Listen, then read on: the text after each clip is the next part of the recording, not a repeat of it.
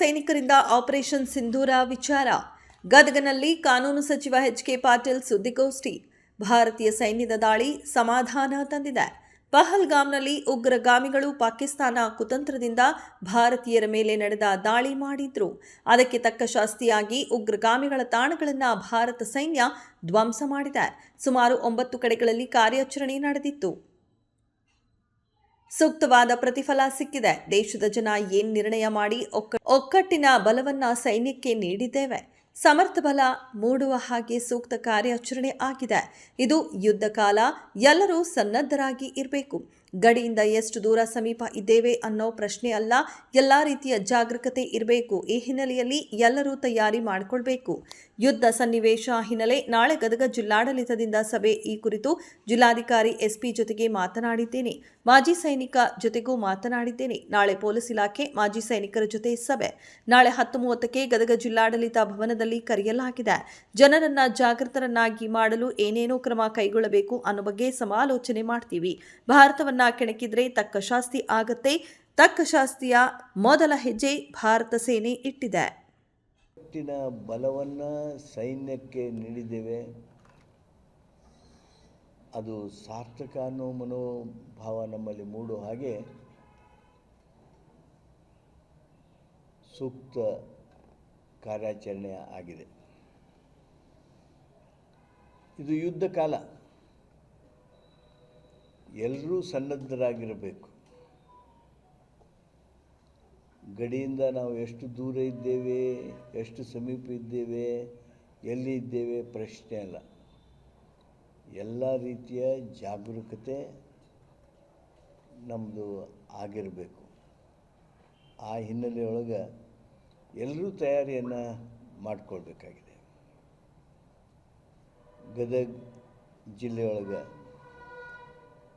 ಈಗಾಗಲೇ ಈ ಯುದ್ಧ ಸನ್ನಿವೇಶದೊಳಗೆ ನಾನು ಜಿಲ್ಲಾಧಿಕಾರಿಗಳ ಜೊತೆಗೆ SP ಅವ್ರ ಜೊತೆಗೆ ಮಾತನಾಡಿದ್ದೇನೆ.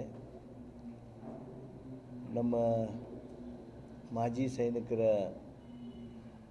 ಸಂಘಟನೆಯ ಅಧ್ಯಕ್ಷರಾದ ಬಸಲಿಂಗಪ್ಪ ಮುಂಡ್ರಿಗಿಯವರ ಜೊತೆಗೆ ಹಾಗೂ ಇನ್ನಿತರ ಕೆಲವು ಮಾಜಿ ಸೈನಿಕ ಪ್ರಮುಖರ ಜೊತೆಗೆ ನಾನು ಮಾತನಾಡಿದ್ದೇನೆ.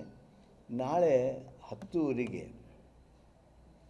ಮಾಜಿ ಸೈನಿಕರು ಹಾಗೂ ನಮ್ಮ ಸಿವಿಲ್ ಡಿಫೆನ್ಸ್, ಅದು NCC ಇರ್ಬೋದು, ಸ್ಕೌಟ್ಸ್ ಇರ್ಬೋದು, ಪೊಲೀಸ್ ಅಂಗಸಂಸ್ಥೆಗಳಿರ್ಬೋದು, ಅವು ಎಲ್ಲವುಗಳ ಸಭೆಯನ್ನು ಸಹಿತ ನಾಳೆ 10:00ಗೆ ನಾವು DC ಆಫೀಸ್ನ ಆಡಿಟೋರಿಯಂನಲ್ಲಿ ಕರೆದಿದ್ದೇವೆ.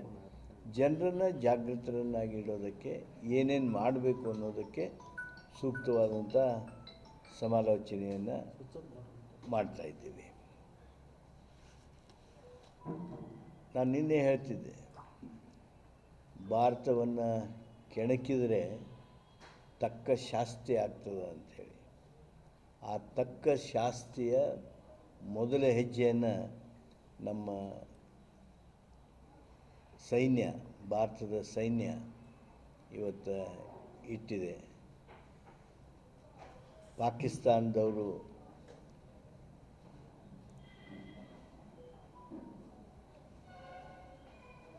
ಏನು ಭಾರತ ಕೇವಲ ಶಾಂತಿ ಅಂತೇಳಿ ಸುಮ್ಮನೆ ಇರುತ್ತೆ ಅಂತೇಳಿ ತಿಳ್ಕೊಂಡಿದ್ರು, ಅವ್ರಿಗೆ ಸರಿಯಾದ ಉತ್ತರದ ಮೂಲಕ ಜ್ಞಾನೋದಯ ಮಾಡುವ ಪ್ರಕ್ರಿಯೆ ಪ್ರಾರಂಭ ಆಗಿದೆ. ಭಾರತವನ್ನು ಕೆಣಕಿದವರನ್ನು ಬಿಡೋದಿಲ್ಲ ಅನ್ನೋದನ್ನು ಸಾಬೀತು ಮಾಡ್ತಕ್ಕಂಥ ಸಂದರ್ಭ, ಕಾಲ ಈಗ ಬಂದಿದೆ. ಆ ಒಂದು ಕಾರ್ಯಾಚರಣೆ ನಡೆದಿದೆ. ನಮಸ್ಕಾರ. ದಿಸ್ ಈಸ್ ಮತ್ತು ಬೇರೆ ವಿಷಯ ಏನಿದೆ ನೀವು ಕೇಳ್ಬೋದು. ನೋಡ್ರಿ, ದಯಮಾಡಿ ಪಾಕಿಸ್ತಾನ್ ಮೀಡಿಯಾ ಏನು ಹೇಳಿದ ಅದಕ್ಕೆ ನಾನು ರಿಯಾಕ್ಟ್ ಮಾಡೋದಿಲ್ಲ.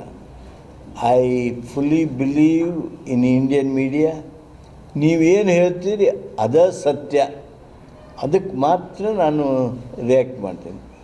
ಪಾಕಿಸ್ತಾನದವರು ಮೀಡಿಯಾದವರು ಹೇಳಿದ್ದು ಹೇಳಿಲ್ಲ ಅವೆಲ್ಲ ಮತ್ತು ಯುದ್ಧ ನಿಂತ ಮೇಲೆ ನಾವು ಮಾತಾಡ್ತಿರ್ತೇವೆ ಅವಾಗ ಮಾತಾಡೋಣ. ಈಗ ನಮ್ಮ ಸೇನೆ ಏನು ಪ್ರೆಸ್ ನೋಟ್ ರಿಲೀಸ್ ಮಾಡ್ತದೆ, that is final for all 140 crore people.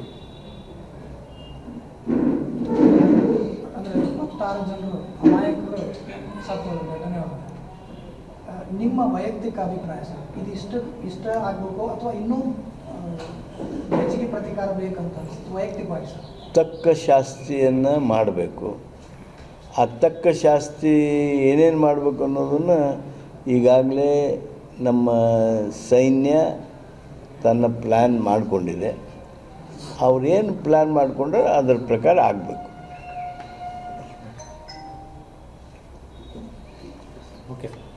Thank you. ಚಾ ಕೊಡಿಸ್ರಿ.